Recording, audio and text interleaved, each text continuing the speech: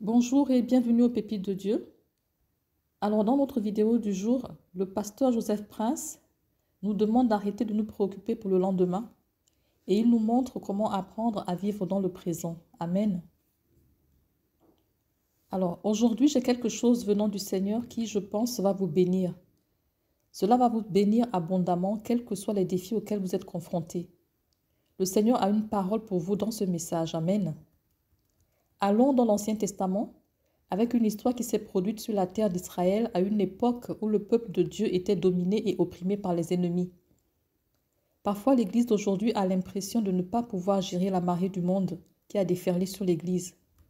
Elle a l'impression de perdre ses adolescents, ses enfants au profit du monde. Elle a l'impression que les valeurs et la philosophie du monde sont arrivées vraiment en force. Nous nous sentons assiégés, nous nous sentons encerclés, nous nous sentons cernés par le monde. C'est ce qu'Israël ressent dans cette histoire. À ce moment-là, les Philistins ont opprimé Israël et le nombre continue de croître. Ils prennent de plus en plus de terre. C'était juste avant l'histoire de David et Goliath. Nous trouvons cette histoire dans 1 Samuel 14. À cette époque, il n'y avait pas de forgeron en Israël. La raison invoquée est qu'il n'y avait pas de forgeron dans tout le pays d'Israël. Alors les Philistins ont dit que les Hébreux ne fabriqueraient pas d'épée ni de lance. Vous voyez, le diable a peur que nous utilisions la parole de Dieu sur lui. Amen. La Bible dit dans Éphésiens 6, « Je vais vous donner l'épée de David et Goliath. » L'épée de l'Esprit qui est la parole de Dieu. Amen. La parole de Dieu est une épée. C'est une épée qui coupe cet esclavage dans votre vie. Elle coupe les dépendances dans votre vie. Même le Fils de Dieu, quand il a été tenté dans le désert, notre Seigneur Jésus-Christ nous a donné un modèle, un exemple de comment répondre aux tentations du diable. Le diable dit de changer les pierres en pain. Il a répondu, il est écrit. Le diable dit de sauter. Jésus a dit, il est écrit. Dans toutes ses réponses, il a dit, il est écrit. Il n'a même pas dit que c'était parlé, d'accord? Il a dit, il est écrit. Je sais qu'il y a des chrétiens qui disent que Dieu me parle, Dieu m'a parlé, Dieu m'a dit ceci, etc. Dieu leur parle tout le temps. Mais en fait, Jésus s'en tient au livre. Il s'en tient à la Bible. Il s'en tient à la parole écrite. Il n'a pas dit qu'elle était parlée. Il dit qu'elle était écrite. Amen. Donc, quand le diable met la peur dans votre esprit, vous dites que c'est écrit. Il est écrit, car Dieu ne nous a pas donné un esprit de peur, mais de puissance et d'amour, un esprit saint. Donc, quand le diable dit, si vous ressentez ce symptôme dans votre corps, etc., ça va empirer, vous dites que par les meurtrissures de Jésus-Christ, nous sommes guéris. C'est aussi écrit dans la parole. Amen. Gloire à Dieu. Alors, quand le diable vous dit que votre enfant va grandir capricieux, avec de mauvaises habitudes, vous répondez, il est écrit, forme l'enfant dans la voie qu'il doit suivre. Et quand il sera vieux, il ne s'en détournera pas. Amen. Vous pouvez dire, il est écrit. La semence du juste est délivrée, gloire à Dieu. Donc le diable essaie d'enlever l'épée à l'église et remarquez les ennemis. Ils ne veulent pas qu'Israël fabrique des épées ou des lances. Et nous vivons dans un monde où, vous savez, ils disent que le blanc est noir, le noir est blanc. Ils essaient d'introduire un nouvel ensemble de valeurs dans l'église. Et l'église est vraiment perdue dans le naturel en termes de comment bien gérer, ok? Donc quand Dieu cache les choses dans la Bible, vous savez, je dis caché parce que dans l'Ancien Testament, il y a beaucoup d'histoires. Mais elle cache des vérités et des révélations qui nous serviront aujourd'hui. Amen. Donc vous pourriez avoir l'impression d'être assiégé par des symptômes dans votre corps, ou vous êtes assiégé par des pressions financières, vous êtes assiégé par des problèmes familiaux, des problèmes de mariage et autres. Laissez-moi vous dire ceci. La réponse se trouve dans la parole de Dieu et Dieu a une réponse et une parole maintenant pour vous. Amen. Puis-je avoir un bon amen? Vous savez, quelqu'un a dit ceci une fois. Si vous compilez toutes les conclusions des plus excellentes études en psychiatrie et en santé mentale, vous arriverez à ce principe. Vivez dans le présent comme ce que Jésus dit. Ne vous inquiétez pas pour demain aujourd'hui. Jésus a dit dans le sermon sur la montagne, il a dit ne vous inquiétez pas de ce que vous mangerez, de ce que vous boirez, ou pour votre corps, de quoi que vous mettrez. Il a dit ceci, ne vous inquiétez pas pour demain, ne soyez pas préoccupés pour demain. Demain a assez de problèmes pour lui-même. Amen. Vous voyez maintenant, quand nous prions notre prière au Seigneur, nous ne prions pas « Donne-nous aujourd'hui notre pain mensuel ». Nous prions « Donne-nous aujourd'hui notre pain quotidien ». Donc Dieu nous donne la manne seulement pour la journée. Amen. Vous n'êtes pas censé utiliser la manne d'aujourd'hui pour demain. Donc vous inquiétez pour demain, vous inquiétez pour la semaine prochaine, vous inquiétez pour les deadlines, pour les délais à respecter, vous inquiétez pour ce voyage, vous inquiétez pour ce rendez-vous, vous inquiétez pour demain, aujourd'hui. Non, il n'y a pas de grâce pour ce genre de comportement. Dieu veut que vous viviez aujourd'hui, aujourd'hui. Maintenant, planifier tout signifie planifier pour demain, mais ne vous inquiétez pas pour demain, c'est différent. N'utilisez pas la grâce d'aujourd'hui pour vous inquiéter pour demain. Il n'y a pas de grâce pour cet événement, pour ce délai particulier ou quoi que ce soit, à quoi vous soyez confronté aujourd'hui. Amen. Vous ne pouvez avoir la grâce que pour aujourd'hui, pour surmonter les défis d'aujourd'hui. Donc, toutes les conclusions de la psychiatrie et de la santé mentale arrivent à ceci, que nous puissions apprendre à vivre dans le présent. Quand vous êtes avec quelqu'un, concentrez-vous sur le présent. En ce moment, vous êtes à l'église en train d'écouter la parole de Dieu. Quel endroit béni. Amen. Soyez présents. Vous pouvez entendre des voix comme autour, vous savez, comme des gens qui toussent, des gens qui reniflent. Mais par-dessus tout, faites attention à vos propres pensées pour ne pas vous laisser distraire. En vous inquiétant pour demain, pour la semaine prochaine, ou même vous inquiéter de ce que vous allez manger après le culte. Amen. Et vous avez manqué ce que Dieu vous dit aujourd'hui. Amen. Donc la meilleure façon est de vivre dans l'instant présent. Et la psychiatrie nous dit que si les gens apprennent à vivre dans le présent, ils ne vivent pas dans la peur et l'inquiétude. Pourquoi? Parce que l'inquiétude a à voir avec l'avenir. Le regret, la peur ou la condamnation ont à voir avec le passé. Quelque chose que vous avez fait ou quelque chose pour laquelle vous souhaitez pouvoir revenir en arrière et l'annuler. Et vous vivez dans le passé. Donc soit les gens vivent dans l'inquiétude et la peur dans le futur, soit ils vivent dans le regret du passé. Vivez dans le présent, c'est ainsi que vous devenez saint d'esprit. Mais bien avant que la psychiatrie n'en vienne à cela, le Seigneur Jésus a dit cela il y a 2000 ans sur la montagne. Jésus a dit, ne vous inquiétez pas pour demain, d'accord? Aujourd'hui a assez de problèmes. Et le Seigneur nous a donné la manne pour chaque jour. La manne venait aux enfants d'Israël dans le désert. La nourriture venait chaque jour. Et si l'un de commençait à s'inquiéter que demain, il n'aura pas assez de manne, et ils commençaient à la stocker, le lendemain, la manne qu'ils avaient stockée devenait mauvaise. Amen. Elle allait engendrer des vers et sentir mauvais. Donc la manne fraîche, la nourriture des champions, la nourriture des anges, la Bible nous dit qu'elle vient un jour à la fois. Donc toute la grâce dont vous avez besoin pour les défis auxquels vous faites face aujourd'hui viendra chaque jour et demain, lorsque cet événement vous fera face. D'accord? Ne vous en faites pas. Quand vous y êtes, la grâce sera là. D'accord? Vous ne savez pas comment cela va se passer, mais quand vous y serez, la grâce sera là. Vous ne savez pas comment cela va se faire, mais quand vous y serez, la grâce sera là. Amen. Et alors vous direz, oh, c'est ça l'événement qui m'inquiétait depuis le mois dernier, depuis les 2 derniers mois. Vous allez constater que la grâce est là. Cela devient facile, son joug est facile, son fardeau est léger et tout le peuple dit Amen. Donc c'était un temps d'oppression, un temps de grande difficulté pour Israël. Et ce n'est pas comme si Israël n'avait pas de roi. Israël avait un roi, son nom était Saül. Il était la tête et les épaules au-dessus de tout le peuple d'Israël. Il n'était pas le choix de Dieu, il était le choix du peuple, d'accord? Et le roi Saül à cette époque n'était pas un homme de foi. Il avait le grand prêtre avec lui et d'autres auprès de qui il pouvait avoir des conseils. Mais il n'avait que des formes de religion. Il n'avait pas la réalité, il n'avait pas la réalité vivante et dynamique de la foi dans le Dieu vivant. Amen. En fait, son fils Jonathan était celui qui marchait avec Dieu à cette époque. Et Dieu peut contourner toute forme de pratique religieuse pour chercher celui qui a une foi vivante et dynamique. Et c'est pourquoi lorsque l'Esprit de Dieu est en mouvement, la plupart du temps, Dieu se concentre sur quelqu'un qui a la foi vivante. Amen. Et cette personne est guérie. Cette personne reçoit la bénédiction. Sans la foi, il est impossible de plaire à Dieu, d'accord? Certaines personnes, lorsqu'elles viennent à l'église et se sentent religieuses, elles pensent « Dieu va me bénir ». Ce n'est pas vrai, d'accord? Vous pouvez avoir une forme de pratique religieuse, mais Dieu recherche la réalité. Puis-je avoir un bon amen? Nous regardons donc Jonathan, le fils du roi Saül, dans 1 Samuel 14. Un jour, Jonathan, le fils de Saül, dit au jeune homme qui portait son armure, « Viens, allons vers la garnison des Philistins qui se trouve de l'autre côté. » Mais il ne l'a pas dit à son père. Pourquoi ne l'a-t-il pas dit à son père? Parce que son père n'avait plus de foi. Si son père avait la foi, il aurait attaqué l'ennemi. Mais vous allez me dire, pasteur, comment attaquer sans aucune arme? Il n'y avait pas de forgeron. et les Philistins ne leur ont pas permis d'avoir des armes ou des lances. Alors comment vont-ils se battre? N'oubliez pas que toutes les batailles livrées en Israël étaient souvent sans armes.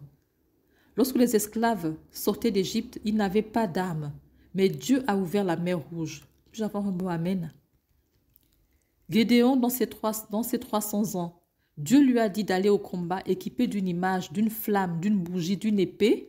Non, pas d'une épée, mais d'une trompette. Et c'est tout ce qu'ils avaient. Et leurs ennemis étaient nombreux. La Bible dit qu'ils étaient aussi nombreux que le sable qui est sur le bord de la mer. Pas un seul ennemi. Différents ennemis étaient unis, alliés ensemble contre la petite nation d'Israël. Et pourtant Dieu a dit, vos hommes sont trop nombreux. Et Dieu a réduit son armée à 300 hommes. Et c'est tout ce qu'il avait. Pensez-y, Dieu peut sauver sans épée ni lance. Puis-je avoir un bon amen? C'est donc encore une fois du Dieu d'Israël dont nous parlons. Gédéon a donc parlé au jeune homme qui portait son armure. Son nom n'est pas donné, mais je vous dis ceci. De nos jours, c'est que je préfère passer du temps avec quelqu'un qui n'est pas reconnu par l'Église. Il n'a pas de titre à son nom, mais il a une foi dynamique et vivante. Amen.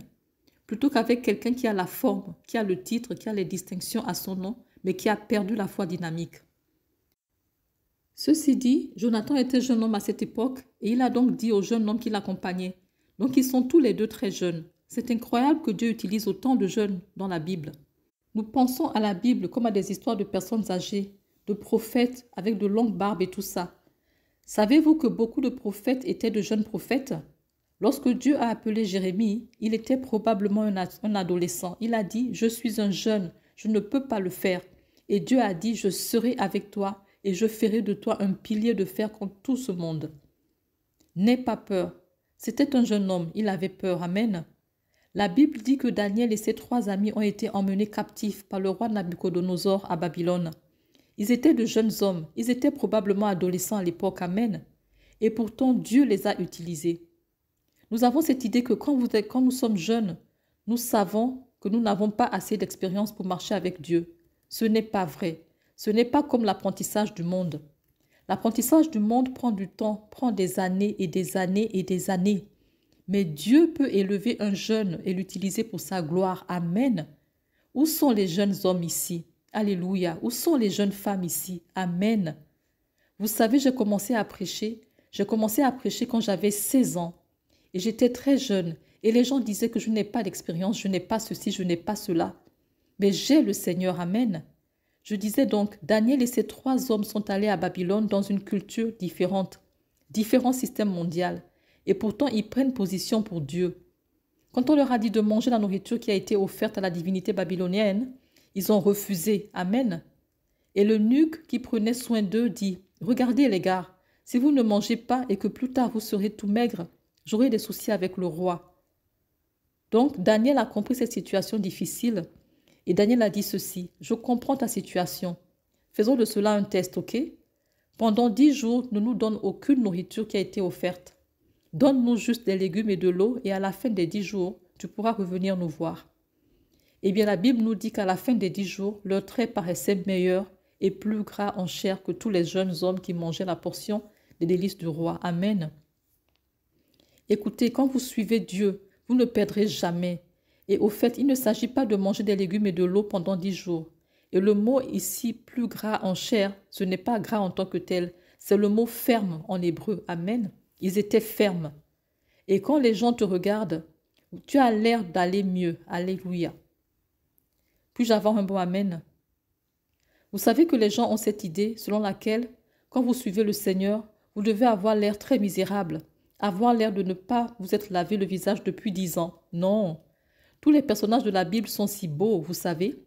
Dieu aurait pu faire de Goliath très grand, sombre et très beau. Il était grand, d'accord. Je ne sais pas à quel point il était sombre, mais c'est sûr il était laid, dit la Bible. Mais David, d'un autre côté, celui qui l'a combattu, la Bible dit qu'il avait un beau teint et était beau de visage. Alors pourquoi la Bible ne nous dit-elle pas que Goliath était beau, l'ennemi était beau, mais le peuple de Dieu était laid? Mais Dieu était avec lui. Je sais que certains d'entre vous pensent, eh bien, cela ne me réconfortera pas de toute façon. Le fait est que même les femmes, les épouses d'Abraham, d'Isaac et de Jacob, la Bible dit qu'elles étaient très belles. Pourquoi la Bible n'encourage-t-elle pas la plupart d'entre nous, en disant que la femme d'Abraham, par exemple, était laide, mais qu'elle avait la gloire de Dieu. Et la femme d'Isaac était quelqu'un dont le visage, quand il s'est réveillé le matin, ne voulait pas se coucher. D'accord? Mais le Seigneur était avec elle. Amen. Mais non. La Bible dit que la femme d'Abraham, Sarah, était belle. En fait, quand elle avait la soixantaine, Pharaon, le roi d'Égypte, la voulait pour son harem. Pourquoi la Bible fait-elle cela et décourage-t-elle la plupart d'entre nous maintenant? Je ne pense pas que la Bible veuille nous décourager, non. Je pense que la Bible veut nous encourager en disant que lorsque vous suivez Dieu, vous ne perdrez jamais. Amen. Même les enfants hébreux qui étaient jeunes, et Dieu s'est assuré qu'ils ne perdent rien.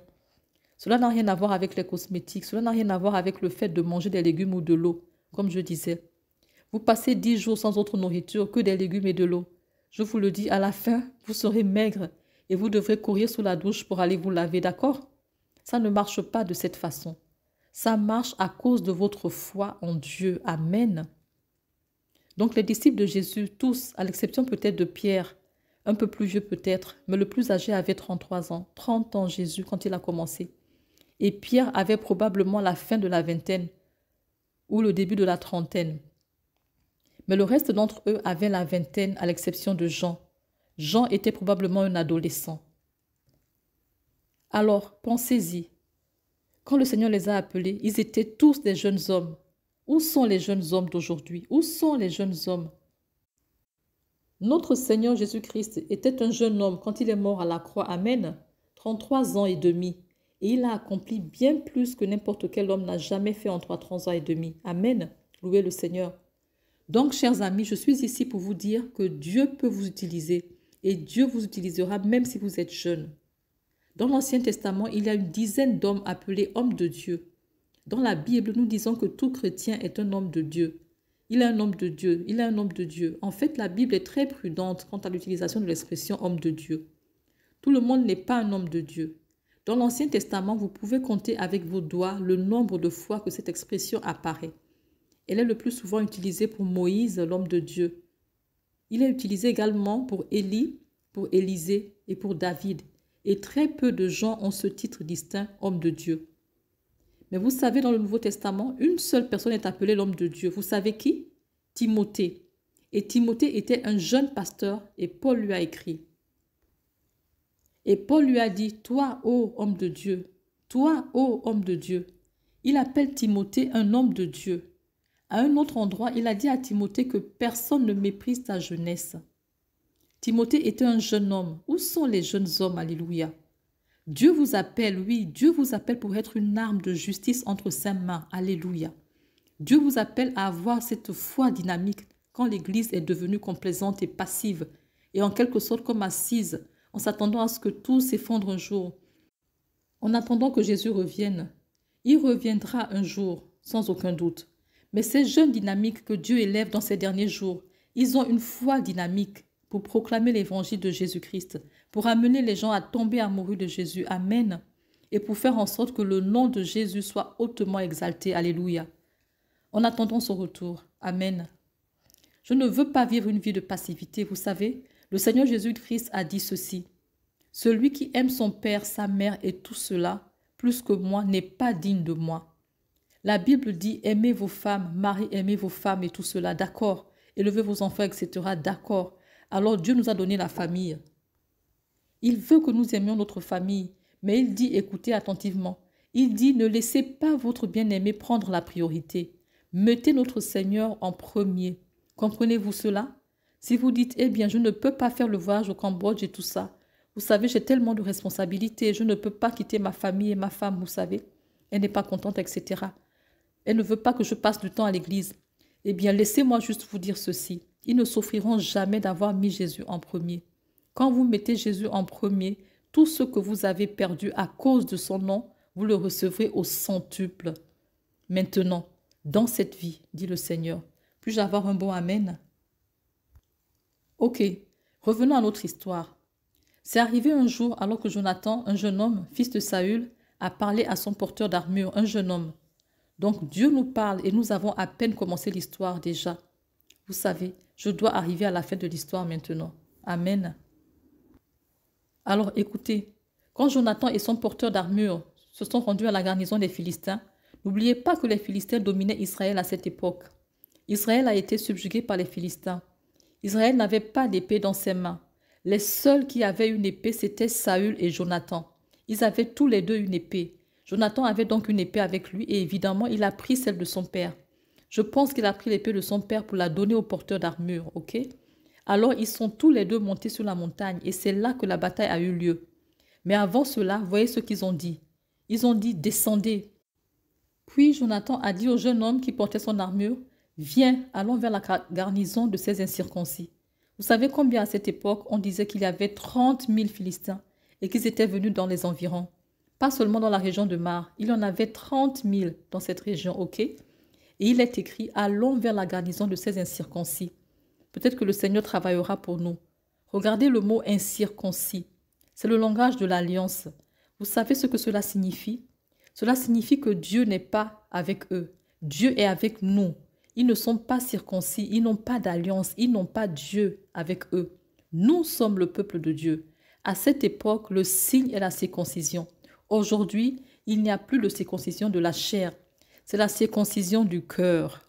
La circoncision du cœur. Puis-je avoir un bon amen?